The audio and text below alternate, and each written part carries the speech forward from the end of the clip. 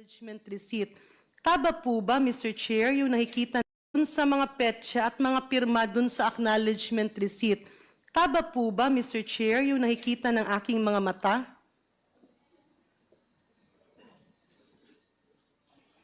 Who do you want to address the question? Tama po yung nakikita ng aking mga mata, the other members.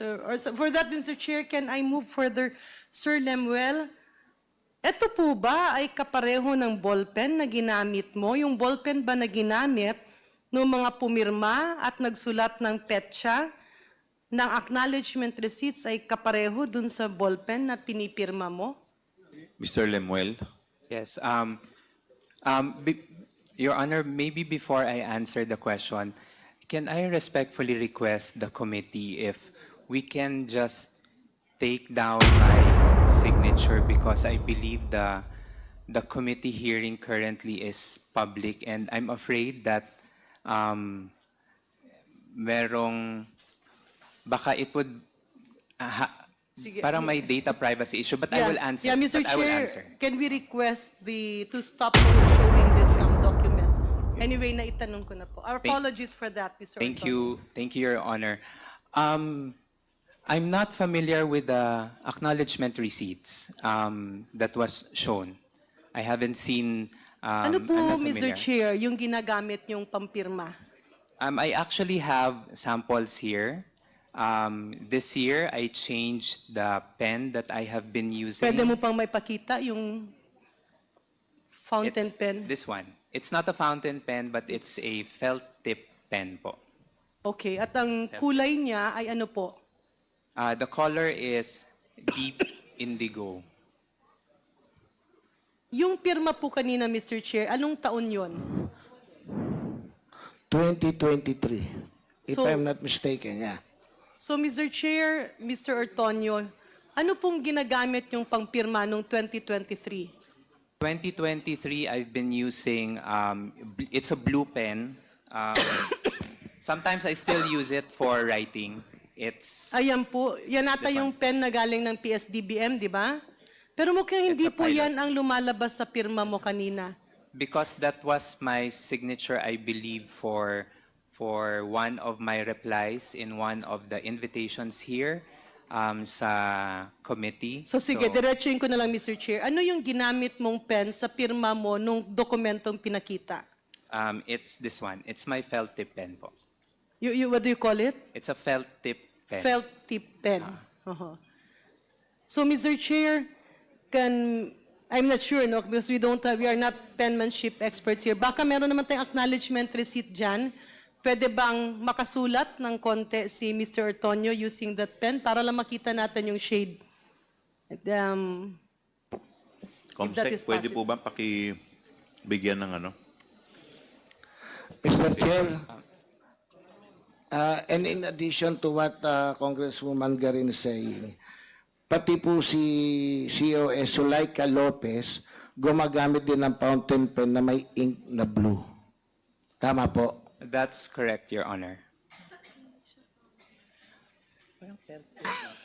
Sorry, Your Honor. It's not a fountain pen, if I can recall, for ZTL's signature. I think it's also a felt tip pen. I can remember it's a slim pen.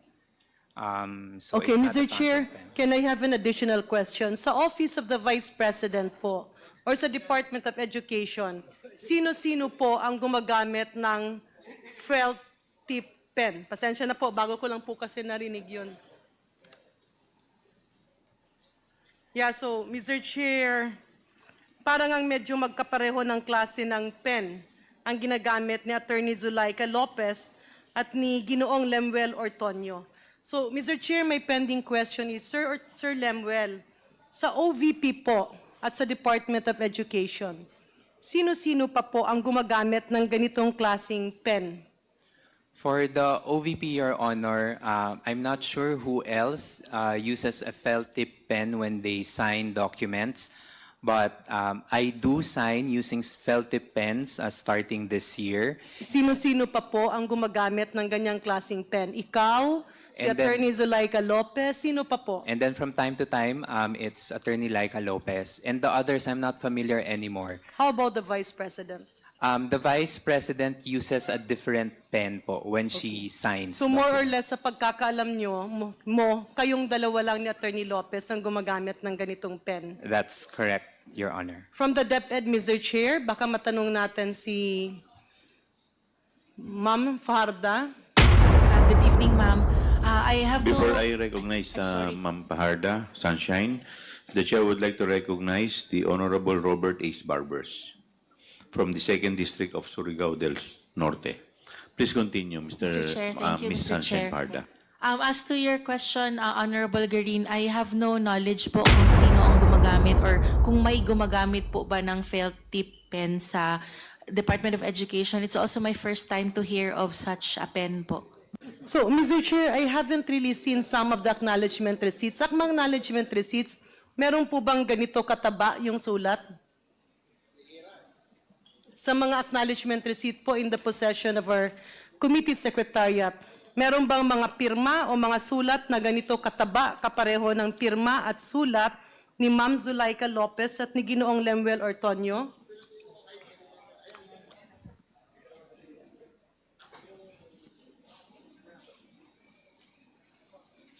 Maybe the COMSEC can answer, Mr. Chair. So may I repeat my question? Sa mga acknowledgement receipts that are in the possession of the committee secretariat, meron po bang mga sulat, pirma, or sulat ng petsa na kasing taba nitong klase ng ballpen ni Ma'am Zulaika Lopez at ni Ginoong Lemuel Ortonio, yung sulat at yung kulay? Comsec. Your Honor, per initial observation, yes. In a scale of 1 to 100%, ilang porsyento po ang kapareho? Kalahati, more, or almost all? Almost all, Your Honor. Highly probable. Even sa with nung kanilang penmanship, Your Honor. Thank you for that, ma'am. So, Mr. Chair, ulitin ko lang. Ang isang nakita natin nakakapagtaka dito, yung mga acknowledgement receipt, ibig sabihin yung mga pirma at petsa na kuno na bigyan ng pera, ay kapareho yung taba, kulay ng sulat ng special na klaseng ballpen na ang tanging gumagamit lang po, pasensya na po, ay si Mr. Lemuel Ortonio at si Zulaika Lopez. We have that very high probability, Mr. Chair, na posible po na ang acknowledgement receipt ay ginawa baka ni Attorney Zulaika Lopez at ni Sir Lemuel Ortonio. Mr. Ortonio, are you categorically denying na meron kang kinalaman sa mga acknowledgement receipts na ito? Yes, that's correct, Your Honor. I have nothing to do with the acknowledgement receipts. Paano po naging ganito na yung taba at kulay at sulat ng mga acknowledgement receipts, including yung petsa, ay parang hawig ng ballpen na taming ikaw lang at si Attorney Zulaika Lopez ang gumagamit? I do not know how to explain that, Your Honor, but But do you admit that that is a ballpen that is not usually